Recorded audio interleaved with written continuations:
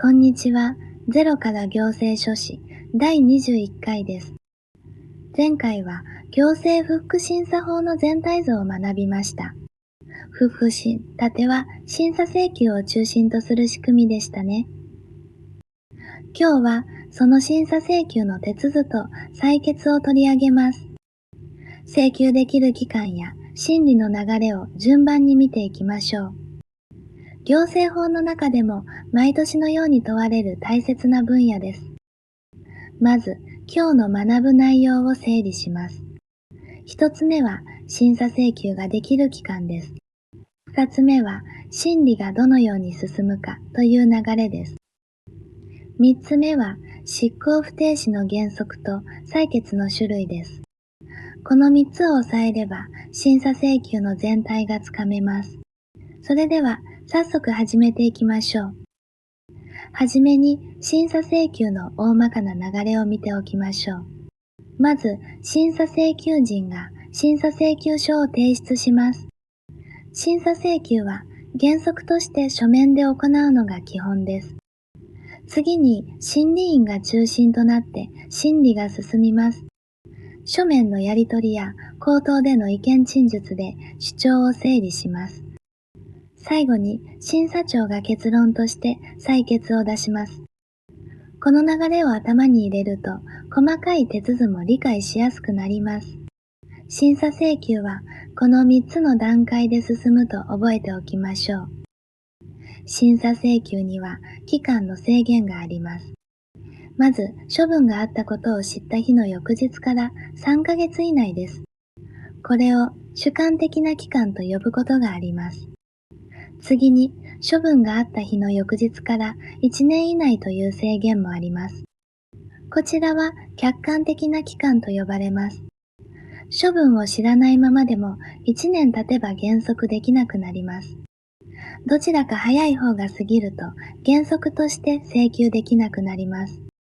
この期間を過ぎると原則として救済が受けられません。2つの起算点があることをしっかり区別しておきましょう。期間についていくつか注意点があります。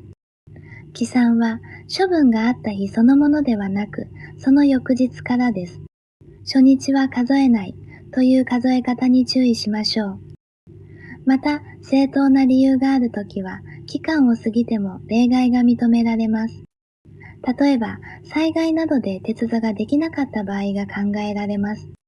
とはいえ、原則は期間内ですので、早めの手続を心がけましょう。審理を進める中心となるのが審理員です。審理員は審査長が指名する職員です。中立の立場で審理の手続を主催する役割を担います。その処分に関与していない職員が担当します。身内による判断を避け、公正さを保つための仕組みです。審理は書面のやり取りを基本として進められます。審理員は争点を整理し、最後に意見書を審査長へ提出します。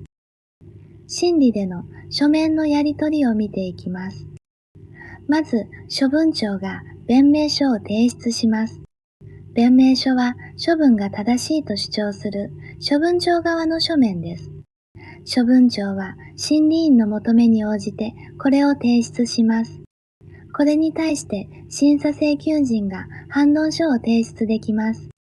反論書は弁明書に対して反論する請求人側の書面です。書面のやり取りを通じて争点が少しずつ整理されていきます。どちらが出す書面か混同しないように整理しましょう。書面だけでなく口頭で意見を述べる機会もあります。これを口頭意見陳述と言います。審査請求人の品立てがあれば、審理員は必ず機会を与えます。請求人は口頭で自分の意見を述べることができます。書面では伝わりにくい主張も直接ぶつけられる機会です。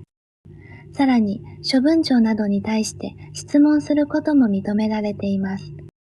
口頭意見陳述は、審理を充実させる大切な手続の一つです。次に執行不停止の原則を確認します。審査請求をしても処分の効力は原則として止まりません。処分の執行や手続の続行も妨げられないのが原則です。例えば営業停止の処分は請求中でも効力が続きます。請求のたびに処分が止まると行政の運営に支障が出るためです。これは行政の停滞を防ぐための考え方です。ただし、例外として執行停止という制度があります。これは処分の効力や執行を一時的に止めるものです。重大な損害を避けるために必要な時などに認められます。審査請求人の民立てによる場合が中心となります。原則は不停止、例外が停止という関係を抑えましょう。この考え方は次回学ぶ訴訟の場面でも登場します。審理が終わると審査長が裁決を出します。裁決にはいくつかの種類があります。一つ目は却下です。期間を過ぎた請求など不適法な場合です。二つ目は棄却です。請求に理由がないと判断された場合です。三つ目は任用です。請求に理由があり、処分が取り消される場合です。却下と棄却は請求が認められない点では共通しています。入り口で泣けるか、中身を見て泣けるかが違いになります。任用されると、違法または不当な処分がさされることになります。もう一つ、特別な裁決として、事情裁決があります。これは、処分が違法、または不当と認めながら、取り消さないものです。処分を取り消すと、かえって公共の福祉に反する場合に使われます。この場合、裁決の主文で、処分が違法、または不当だと宣言します。違法でも、あえて取り消さないという、例外的な扱いです。めったに出ませんが、記述などで問われることもあります。ここで今日のクイズです。審査請求ができる期間の原則として正しいものはどれでしょうか？ A は処分を知った日の翌日から3ヶ月以内です。B は処分を知った日の翌日から6ヶ月以内です。C は期間の制限は全くないというものです。少し考えてみてください。正解は A の処分を知った日の翌日から3ヶ月以内です。6ヶ月は後で学ぶ主張訴訟の期間ですので混同に注意しましょう。今日のまとめです。審査請求は処分を知った日の翌日から3ヶ月以内が原則です。審理は審理員の下で書面と口頭により進みます。弁明書は処分庁、反論書は請求人が出すと整理しましょう。処分の効力は原則として止まらない執行不停止が原則です。裁決は却下棄却任用が基本で、事情裁決もあります。細かい数字は条文とテキストで最終確認しておきましょう。